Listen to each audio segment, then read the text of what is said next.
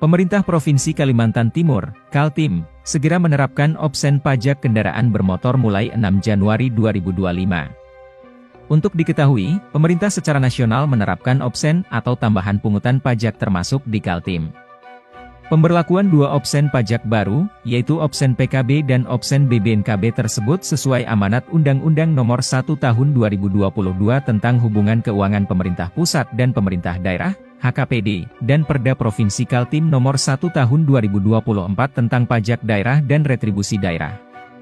Meski ada kenaikan, namun Kepala Bapenda Kaltim, Ismiati menegaskan masyarakat tidak perlu khawatir dalam membayar pajak. Sebab Kaltim menjadi wilayah yang menerapkan tarif PKB terendah se-Indonesia dengan rincian. 1. Tarif PKB sebesar 0,8% dan tarif opsen PKB 66% dari pokok PKB. Sehingga total tarif yang dikenakan menjadi 1,328% dibanding tarif sebelumnya sebesar 1,75% yang berarti terdapat penurunan sebesar 0,422%.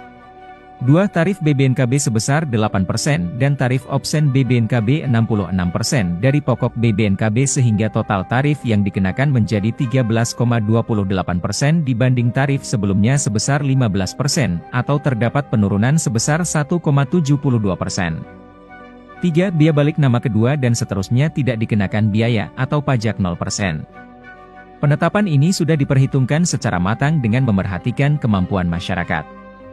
Juga dengan tarif yang rendah ini diharapkan kepatuhan dan kesadaran masyarakat dalam membayar pajak kendaraannya bisa meningkat. Kata Ismiati.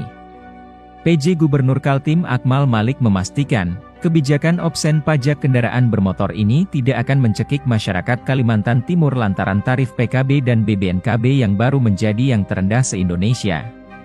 Tidak hanya itu, pemerintah provinsi, Pemprov, Kaltim juga telah menyepakati beberapa kebijakan, salah satunya penurunan tarif pajak.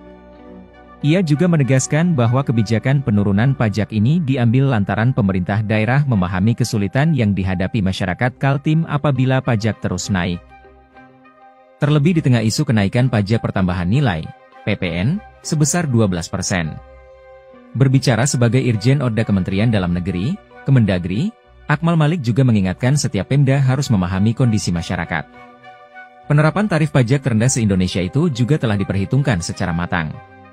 Akmal Malik mengatakan, Pemprov Kaltim tetap akan mampu memenuhi pendapatan asli daerah, PAD, dari PKB. Sementara itu, Sekretaris Daerah Provinsi Kaltim Sri Wahyuni menambahkan, kebijakan penetapan tarif pajak PKB dan BBNKB ini telah dilakukan perhitungan secara terstruktur sehingga dipastikan tidak mengganggu pendapatan Kaltim.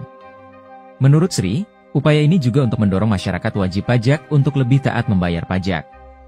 Download Tribun X sekarang, menghadirkan lokal menjadi Indonesia.